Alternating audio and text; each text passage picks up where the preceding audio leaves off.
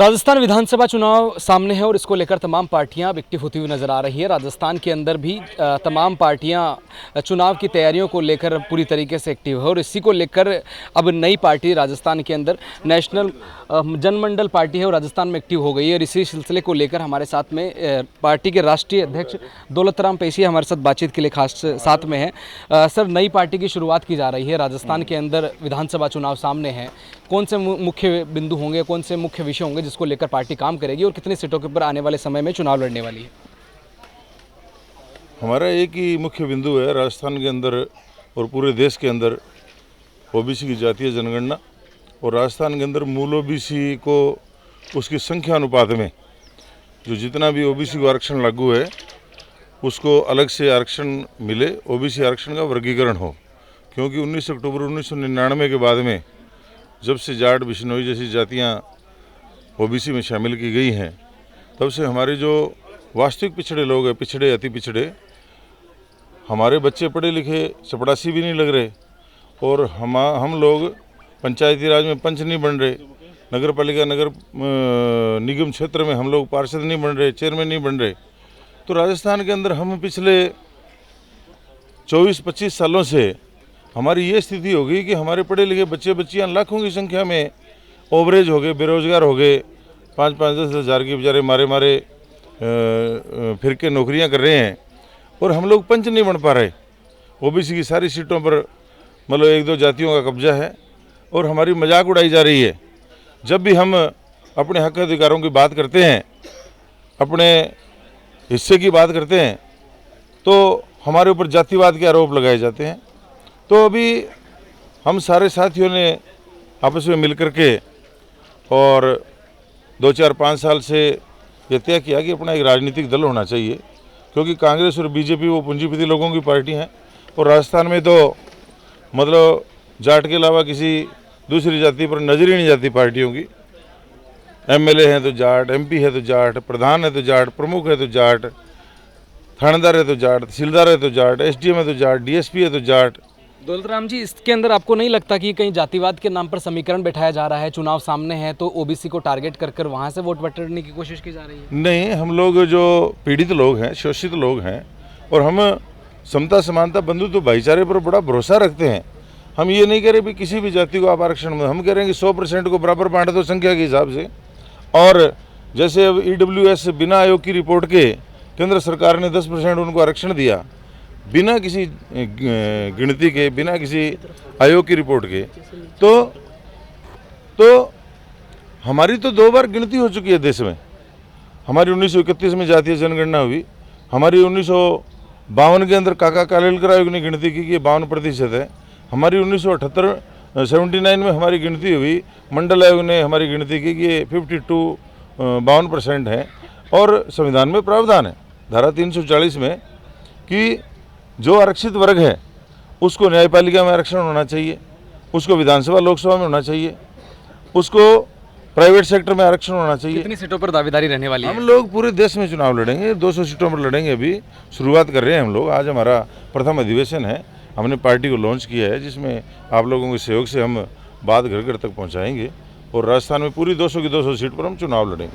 गुरदीप सिंह भटिंडा भी हमारे साथ में बातचीत के लिए साथ में है। गुरदीप जी, सबसे पहले किसी भी पार्टी के मुख्य धारा के अंदर अगर बातचीत की जाए, चूँकि नई शुरुआत है और राजस्थान के अंदर जनता के सामने पूर्ण रूप से उन बिंदुओं को भी रखना होगा जिसकी आम उमन पर जरूरत होती है। विकास के मुद्दे की बातचीत की जाए तो विकास के कौन से कार्य रहने वाले हैं जो नेशनल जनमंडल पार्टी करने वाली है और जनता के बीच में अपनी धाक जमाने वाली है?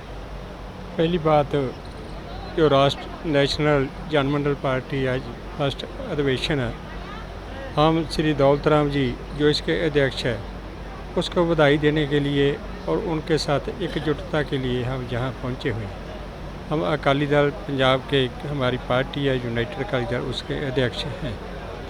तो ठीक आपने जो बात किया कि कौन से मुद्दे होंगे, सब तो पहले मुद्दा जो देश की राज सत्ता में कुछ लोगों का, जो ब्राह्मणवादी विचारधारा के लोगों का एक कब्जा है, तो बैकवर्ड क्लासेज है, उससे 75 साल में 1947 तो बाद देश में उनके अधिकारों को कुचला गया है।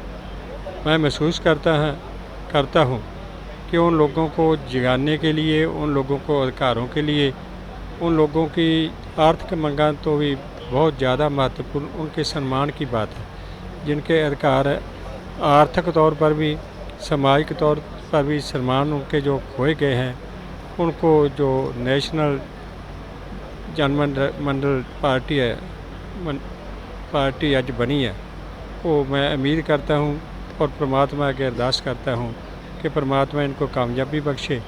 मैंने बहुत उम्मीद है, आस है कि इनके जो अध्यक्ष हैं श्री दौलत राम जी, उन्हें समूची टीम इसके काबिल है कि वो सारे बैकवर्ड क्लासेज को इकट्ठे करके उनके अधिकार दिलाने के लिए समर्थ है। Thank you. राजस्थान के अंदर कोई ऐसे मुद्दे भी हैं जिसको लेकर जो है पार्टियां अमूमन के ऊपर जिन विषयों के ऊपर बातचीत करना ज़रूरी भी है। पेपर लीक हो गया, साथ के अंदर राजस्थान के अंदर कानून व्यवस्था पूरी तरीके से चरमराई हुई है, जिसको लेकर अमूमन पे बातचीत अभी पार्टियां चुनाव सामने आते आते कर रही है। जो नेशनल जनमंडल पार्टी है उसके ऊपर कौन सी ऐसी कार्रवाई या फिर ऐसे कार्य करने वाली है ताकि आम उमन को और विद्यार्थियों को जो है पेपर लीक जैसी बड़े चीज़ों से छुटकारा मिल सके? हम लोग क्या है अभी जुड़े हैं और जुड़ के हमने ये देखा कि हमारी ओबीसी जातियाँ भी बटी हुई है, तो उनको एक करके और ये देख रहे हैं कि हमें यूज करते हैं, बीजेपी कांग्रेस हर पार्टियां यूज करी है, विद्यार्थियों के लिए कुछ हो नहीं रहा है, पेपर आउट हो रहा है, मतलब हर जगह जहाँ भी हम देखते हैं वहाँ हर जगह घपला है, धोखेबाजी है, पैसे से काम होता है। मैं 2 बार सरपंच रह चुका हूँ, मैंने सोचा मेरे पास पैसा भी है, पावर भी है, सब कुछ है, पर जो सिस्टम है, सिस्टम ऐसा है कि जो भी मैं काम कराता हूँ उसमें कमीशन जाता है, कमीशन देना पड़ता है, इसके अलावा काम ही नहीं होता है। तो सब पार्टियों को पैसा चाहिए, पैसे के अलावा कोई काम नहीं कर रही। जो गरीब है, मूल ओबीसी की जातियाँ हैं, SC ST है, उनको आरक्षण तो दिया गया पर उनको हक पूरा नहीं मिल रहा। कुछ जातियाँ हैं जो साधन संपन्न जातियाँ हैं, वो अपना अधिकार हमसे छीन रही है, तो उसको हम करने के लिए राजनीतिक एक पार्टी बनाई है और विद्यार्थियों के लिए जो भी ये हो रहा है वो सब खत्म करेंगे हम, जो भी ये धोखेबाजी हो रही है वो ख़त्म करेंगे। घर घर जाकर व्यक्ति से मिला जाएगा, क्योंकि गली गली जाकर व्यक्तियों से मिलना, उनकी बात को जानना, आखिर कौन से विषय हैं, आम जनता क्या चाहती है, राजस्थान की जनता का क्या रुख है, राजस्थान की जनता किस पे विश्वास दिखाना चाहती है, उन मुद्दों के ऊपर जो है नेशनल जनमंडल पार्टी बात करेगी। राजस्थान की जनता तो आप भी देख रहे हो, मीडिया वाले जा कर के सब जगह मिल ही रहा है, दुखी तो है ही। दोनों सरकारें हैं, आज तक जो सरकारों का जो रवैया रहा है, अभी आपने कुचामन कांड देखा है, जैसे 2 मेघवाल बच्चों को गाड़ियों से सारेआम मतलब दरिंदगी से उनको एक्सीडेंट करके मारा जाता है और एक प्लान मर्डर के तहत उनको मारा जाता है। उस पर कोई एक्शन नहीं हो रहा, आप देख रहे हो, अभी तक कोई न्याय की कोई चर्चा वहाँ नहीं हो रही है। नेशनल जनरल मंडल पार्टी जो गठित हुई है, ये उन्हीं मुद्दों को देख करके जो ये अपने जो वर्ग हैं, जो कमज़ोर वर्ग हैं, उन लोगों को साथ में लेकर के और आने वाले टाइम में जैसे ही हमारी पार्टी सभी 200 विधानसभा चुनावों पे हम घर घर जाकर के लोगों को समझाएंगे और हर जगह से 200 विधानसभा से हम कैंडिडेट उतारेंगे और जन जन तक हमारी जो आवाज़ है, जो हक और आवाज़ हक की जो मांग है हमारी, उनको लोगों तक पहुंचाएंगे, लोगों को समझ में आएगी और लोग हमारे साथ जुड़ रहे हैं।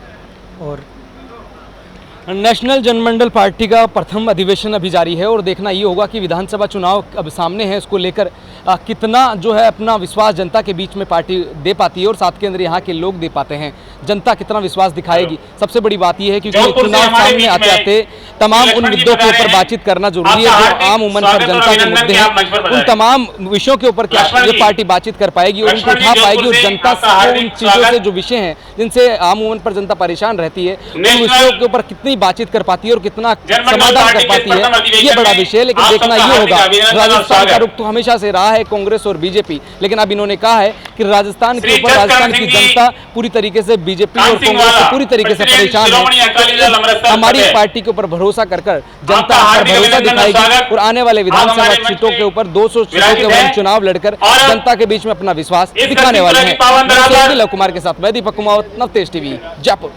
देश और दुनिया की हर बड़ी खबर के लिए सब्सक्राइब करें नवतेज टीवी और पल पल के अपडेट्स के लिए बेल आइकन को दबाना ना भूलें, क्योंकि आपकी खबरों का भरोसेमंद साथी है नवतेज टीवी।